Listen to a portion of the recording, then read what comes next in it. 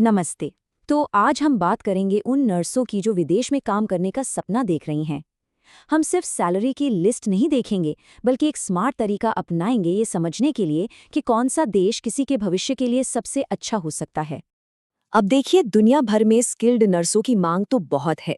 तो सवाल ये बनता है कि अपना भविष्य बनाने के लिए सही जगह आखिर है कौन सी। ये एक बहुत बड़ा फैसला है और इस पूरी चर्चा का मकसद इसे आसान बनाने में मदद करना है। अच्छा, तो चलिए सीधे मुद्दे पर आते हैं। वर्ल्ड हेल्थ ऑर्गेनाइजेशन का अनुमान है कि 2030 तक दुनिया में 45 लाख नर्सों की कमी हो जाएगी। ये सिर्फ एक नंबर नहीं है, बल्कि ये दुनिया भर में मौजूद एक बहुत बड़ी अपॉर्चुनिटी की तरफ इशारा कर रहा है। तो देखिए, इसका जवाब सिर्फ सैलरी में नहीं छिपा है। असल बात है आपकी बचत, आपकी सिक्योरिटी और आपकी क्वालिटी ऑफ लाइफ की। ये सिर्फ एक नौकरी चुनने का मामला नहीं है, ये पूरी जिंदगी का फैसला है। और ये पूरी चर्चा समझ लीजिए कि उस फैसले के लिए एक स्ट्रेटेजिक रोड मैप है। तो सबसे पहले ये समझना जरूरी है कि आखिर ये मांग आ कहां से रही है। दुनिया भर में नर्सों की इतनी ज्यादा जरूरत अचानक क्यों आन पड़ी है?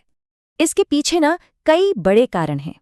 एक तो ये कि दुनिया भर में आबादी बूढ़ी हो रही है, जिसका सीधा सीधा मतलब है कि हेल्थ केयर की ज़रूरतें बढ़ रही हैं। फिर जो डेवलप्ड देश हैं, वहाँ स्टाफ की हमेशा से कमी रही है, जिससे मरीज और नर्स का अनुपात बिगड़ गया है। इन्हीं सब वजहों से सरकारें अब खुद सामने आकर आकर्षक माइग्रेशन प्रोग्राम चला रही हैं। इसीलिए ये कदम उठाने का एक बिल्कुल सही समय है। तो इस ग्लोबल मौके को देखते हुए हमने इस पूरी चर्चा के लिए 3 ऐसे बड़े देशों को चुना है जो इंटरनेशनल नर्सों के बीच बहुत पॉपुलर हैं। हम ऑस्ट्रेलिया, यूके और कनाडा की तुलना 3 पिलर्स पर करेंगे: सैलरी और सेविंग्स, स्टेबिलिटी और सेटलमेंट, और हाँ, वर्क लाइफ बैलेंस। इससे ना एक बिल्कुल साफ तस्वीर सामने आएगी कि कौन सा देश क्या ऑफर कर रहा है। चलिए अब आते हैं सबसे जरूरी हिस्से पर, पैसा।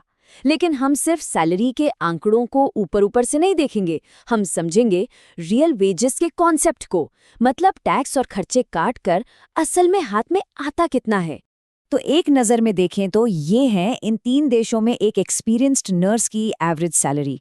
ऑस्ट्रेलिया में आपको मिलेगा करीब 85,000 से 1,05,000 डॉलर, यूके में 35,000 से 42,000 पाउंड और कनाडा में करीब 1,10,000 डॉलर।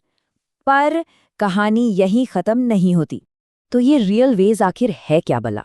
देखिए, ये वो असली पैसा है जो आपकी सैलरी में से टैक्स और वहां रहने का सारा खर्चा निकालने के बाद बचता है। और सच कहूं तो यही वो फर्क है जो तय करता है कि कोई सिर्फ गुजारा कर रहा है या सच में फाइनेंशियली तरक्की कर रहा है। तो सवाल ये है कि असल दुनिया में एक शहर की ऊंची सैलरी दूसरे शहर के मुकाबले में कैसी दिखती है? क्या ज्यादा सैलरी का मतलब हमेशा ज्यादा बचत होता है? इसका एक जबरदस्त उदाहरण हमें कनाडा के ही 2 बड़े शहरों में मिलता है।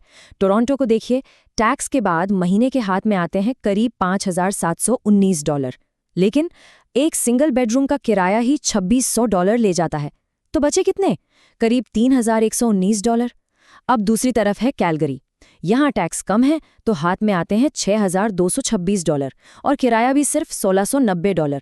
तो यहाँ हाथ में बचते हैं पूरे $4,536। इसका सीधा सीधा मतलब क्या हुआ? कैलगरी में सालाना रियल वेज का फायदा $17,000 से भी ज्यादा है, और वो भी टैक्स फ्री।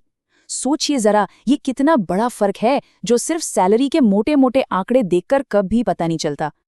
ठीक है, तो पैसे की बात तो हो गई। अब आते हैं हमारे विश्लेषण के दूसरे सबसे जरूरी पिलर पर, लॉन्ग टर्म सिक्योरिटी, यानी परमानेंट रेजिडेंसी या पीआर, जो किसी भी देश में बसने के लिए सबसे जरूरी चीज है। और यहीं पर ऑस्ट्रेलिया और यूके के बीच एक बहुत बड़ा फर्क नजर आता है। देखिए, ऑस्ट्रेलिया में डायरेक्ट पीआर के रास्ते हैं, और सबसे बड़ी बात, पीआर किसी एक नौकरी से बंधा हुआ नहीं है, मतलब काम बदलने की पूरी आज़ादी। वहीं दूसरी तरफ यूके में सेटलमेंट के लिए 5 साल का लंबा इंतजार है, और वो भी एनएचएस में लगातार नौकरी से जुड़ा हुआ है, जिससे भविष्य को लेकर एक अनिश्चितता बनी रहती है। ये स्टार रेटिंग टेबल ना पूरी कहानी को एक नज़र में साफ कर देती है। आप खुद देखिए, पीआर स्टेबिलिटी हो या फैमिली के साथ सेटल होने की बात, ऑस्ट्रेलिया और कनाडा साफ तौर पर यूके से काफ़ी आगे हैं। यहाँ तक कि सिटीजनशिप मिलने में भी ऑस्ट्रेलिया और कनाडा में कम वक्त लगता है। तो अब सवाल ये है कि इस सारी जानकारी का इस्तेमाल करके कोई अपने लिए सही फैसला कैसे लें। चलिए इसे एक स्ट्रेटेजिक फ्रेमवर्क में समझते हैं। तो सुनिए, ऑस्ट्रेलिया या कनाडा उन लोगों के लिए बेस्ट हैं जिनका मेन टारगेट परमानेंट रेजिडेंसी पाना है, जो सबसे ज़्यादा रियल वेज और सेविंग्स चाहते हैं, जो अपनी फैमिली के साथ लंबे समय के लिए बसने का सोच रहे हैं, और हाँ, जिन्हें ये आज़ादी चाहिए कि वो एक ही नौकरी से बंधे ना रहें। लेकिन अगर नज़रिया कुछ और है, तो यूके या यूएई भी अच्छे ऑप्शन हो सकते हैं। ये उन लोगों के लिए बेहतर है जो बस जल्दी से विदेश में काम करने का एक्सपीरियंस लेना चाहते हैं, या जिनके लिए माइग्रेशन का शुरुआती खर्चा कम रखना बहुत ज़रूरी है। और अगर पीआर पहली प्रायोरिटी नहीं है, तो भी ये देश ठीक है, खास तौर पर यूएई, जहां कम समय में अच्छी टैक्स फ्री बचत की जा सकती है।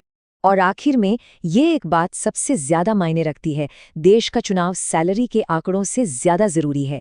नेट सेविंग्स, रहने का खर्च और करियर की ग्रोथ पर ध्यान देना चाहिए। यही इस पूरी बातचीत का निचोड़ है। तो इन सब नंबरों और आंकड़ों से हटकर एक पल के लिए ये सोचने वाली बात है कि एक सफल करियर का असल में मतलब क्या होता है? ये एक ऐसा सवाल है जिसका जवाब हर किसी के लिए अलग होगा, और वही जवाब सही देश चुनने में सबसे बड़ा गाइड बनेगा।